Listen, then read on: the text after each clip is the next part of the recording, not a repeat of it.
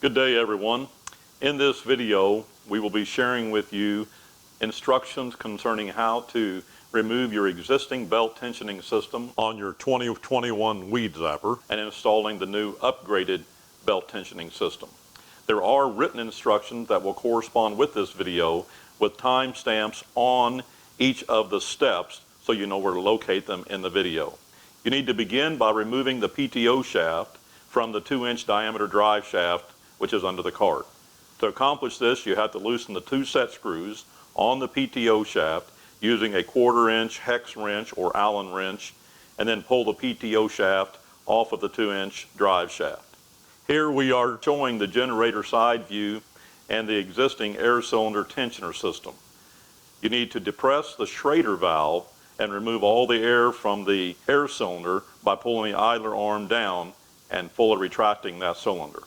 Afterwards, all the air tensioner system and the associated parts must be removed. You need to remove the air cylinder with the hose and the gauge still intact, and the idler arm with the pulley and frame mounting base plate, and you can see that in the video. Loosen the 4-bolt flange bearing lock collar set screws. You find these bearings located at the front and the rear of the 2-inch drive shaft underneath the cart. You need to loosen those, and they use a 3/16-inch hex wrench. And also you need to remove the 4 3/4-inch nuts that are on the bottom side of the machine, and these are the nuts that hold the bolts and the flange bearing mounting plates to the frame of the machine. At this point, you need to remove the front bearing and its associated mounting bracket. Next, position a floor jack under the large PTO drive pulley. You need to raise that jack and lift the pulley and the shaft assembly until the bearing plates and the bolts are clear from the frame mounts.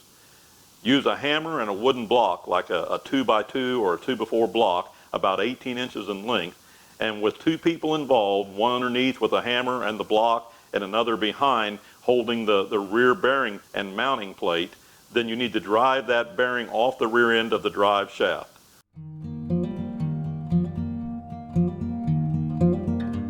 The 2-inch diameter drive shaft must now be detached from the large drive pulley and removed. On the tapered pulley bushing, there are 3 bolts attaching it to the drive pulley. Remove these bolts and then thread them back into the threaded holes on the bushing. Tighten the bolts evenly in a clockwise fashion, just a little at a time for each one, until the bushing becomes loose from the pulley. The shaft with the bushing can now be removed by hand, and the drive pulley and belt can also be removed from the machine as well.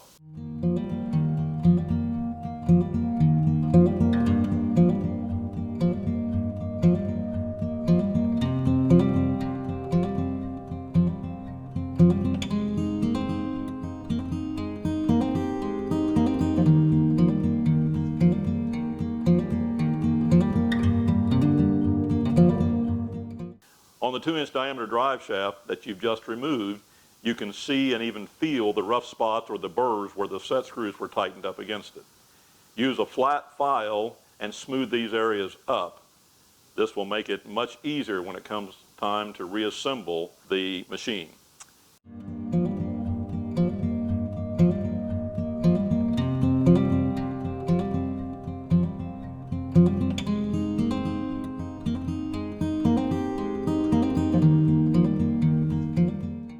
If it is equipped with such, remove the top frame adapter piece from the machine.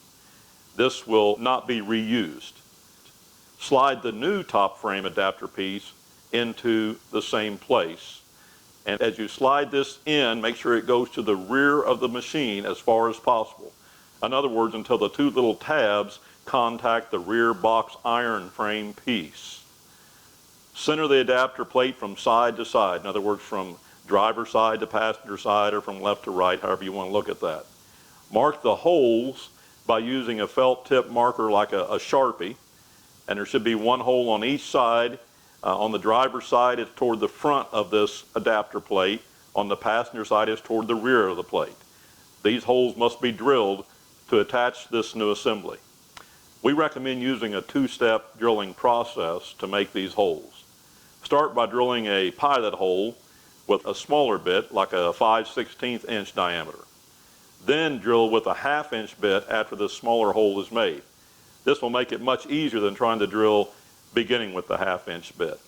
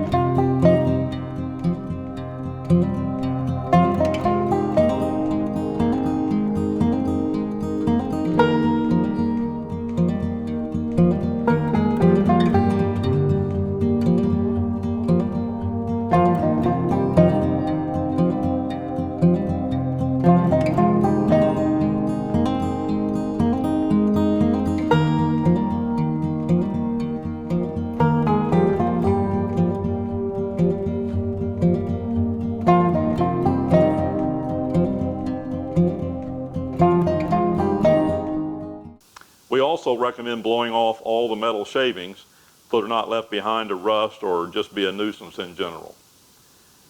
The tray between the inner and the outer box frame must also be removed.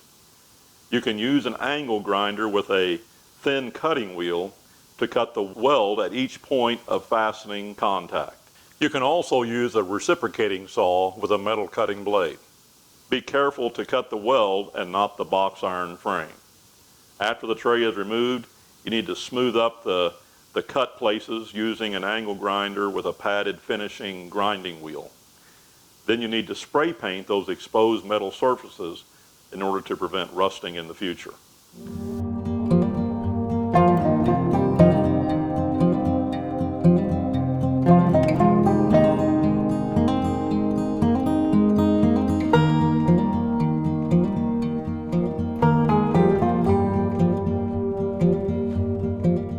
The 4-bolt flange bearings must be removed from the original mounting plates and eventually be reattached to the new plates that are provided in your upgrade kit. A 15/16 inch socket, a ratchet, and a box wrench should be used to accomplish this procedure. Be sure to note the position of the grease zerk on those flange bearings and position that grease zerk upwards on the new mounting plates just like they were on the original.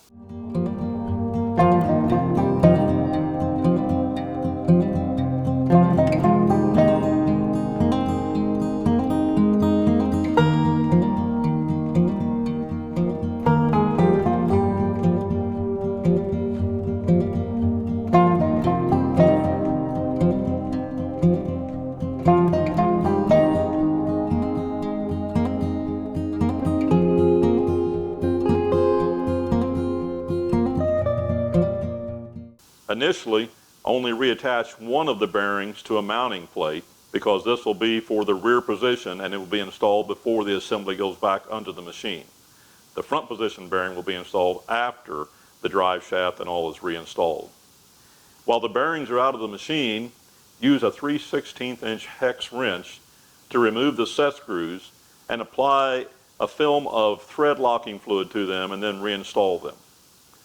The tapered bushing on the drive shaft must be relocated to a different position. It is approximately 6 inches from the rear end of the shaft now.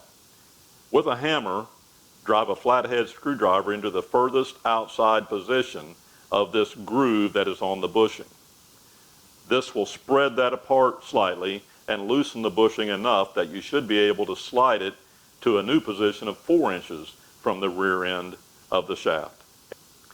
While the belt tensioner assembly is out of the machine, go ahead and attach the rear bearing and mounting plate for that bearing to the assembly using 2 3/4 inch bolts with locking nuts. Notice that the bearing mounting plate is being installed from the bottom side of this slider frame and not on the top side. That is different than what was found when you first had your machine.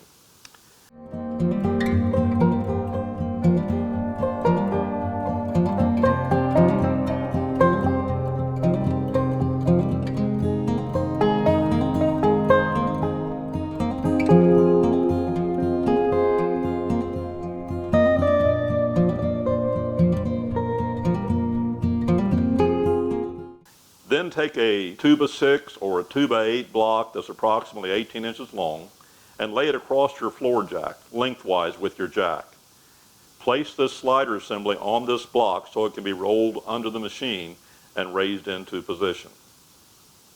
Before the jack with the assembly is rolled under the cart, drop the 3/4 inch by 2 inch bolts into the holes on the slider assembly. These must be in place before the slider assembly is raised into position under the machine. You will not be able to do so afterwards. Also note that these hex bolts have a locking ring or a ring that locks the head of the bolt, and it's oblong in shape. This is to allow for some adjustment if needed when it comes time to align the pulleys. Center the 3/4 inch bolts in this oblong lock ring as much as possible. Roll the jack and the slider under the cart and raise it into position.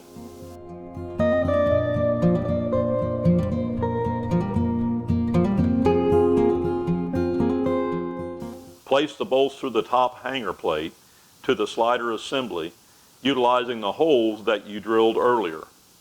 Don't totally tighten these bolts just yet. Just finger tighten them, allowing some movement if needed. Attach the angle clamping brackets to the matching holes on the slider assembly. Once these bolts are in place with finger tightened nuts, now you can tighten the 2 bolts and nuts attaching the top and bottom slider frames together. Afterwards, tighten the nuts on the 2 angle clamping brackets. Those should be 1/2 inch nuts using a 3/4 inch socket and wrench.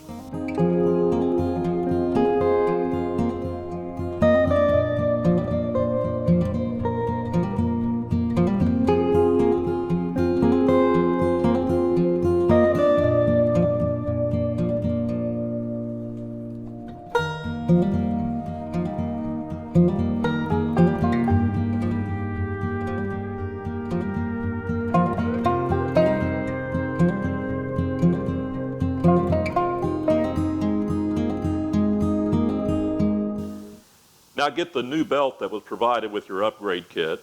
It's about 6 inches shorter than your original belt, and place it along with the large drive pulley. Position your floor jack so that you can set that pulley with belt onto the floor jack, and it will hold it in place or support that while the shaft is being reinstalled through the pulley and into the rear bearing. Be sure to apply some more liquid thread locker to the tapered bushing bolts used to fasten the bushing to the pulley. So in other words, the Loctite or the fluid needs to go inside the threaded holes of the pulley itself. And these bolts must be torqued to 65 foot-pounds. Now insert the front flange bearing onto the drive shaft.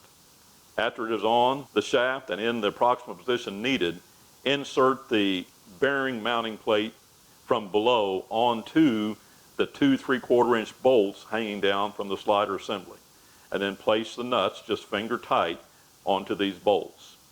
Now slide the bearing up to that mounting plate and bolt it to the plate, the bearing that is, to the plate, using the 5/8 inch diameter bolts that you took off of those assemblies when you disassembled them earlier.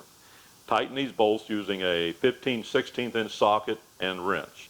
When it comes to alignment of the pulleys, using a 48 inch long straight edge, you must align the rear face of the generator pulley to the rear face of the PTO drive pulley. You want to make sure that all 4 points of those pulleys are touching against the straight edge at the same time in order to have proper alignment. And this is very critical to ensure that you can get proper belt tension as well as extend the life of your belt. When proper alignment is achieved, you want to firmly tighten the 3/4 inch bolts and nuts. Make sure you get them very tight.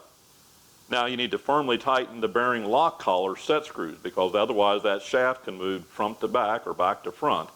So go ahead and tighten those 4 set screws on the lock collar of the bearings in order to hold that shaft securely in place. You can take the floor jack out from under the cart at this point. Now it's time to install the tightening turnbuckle. And there's a mounting plate that must be fastened to the outer box frame using the 2 U-bolts that were supplied in your upgrade kit.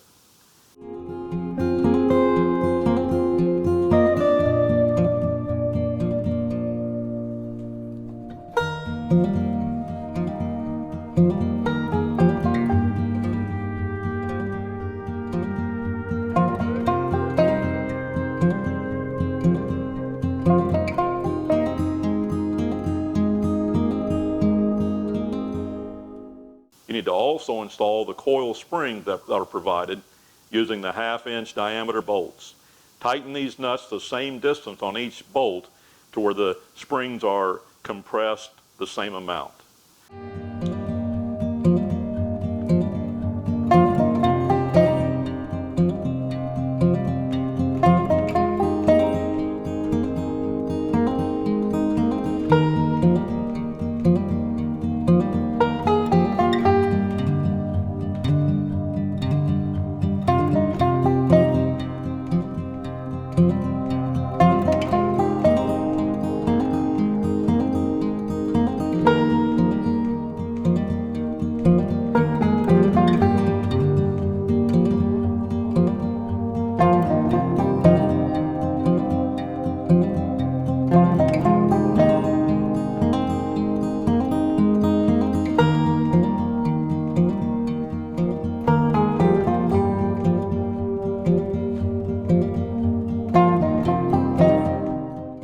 Install the turnbuckle next with the lock nut end attached to the slider assembly that you just put in.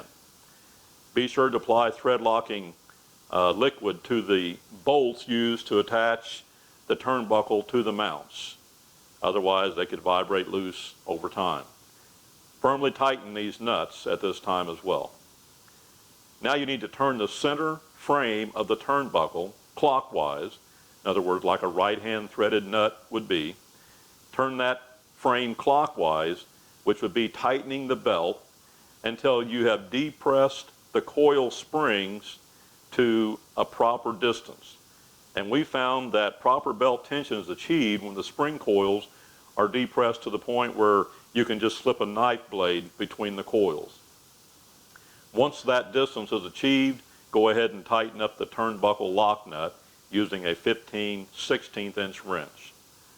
The belt tension must be rechecked several times in the first 3 hours of runtime after the initial startup of this assembly being installed. The first 3 times should be at about 20-minute intervals of this first hour, then probably a couple, 3 more times over the next 2 hours. After the break-in period, you still need to check this tension daily before running your machine.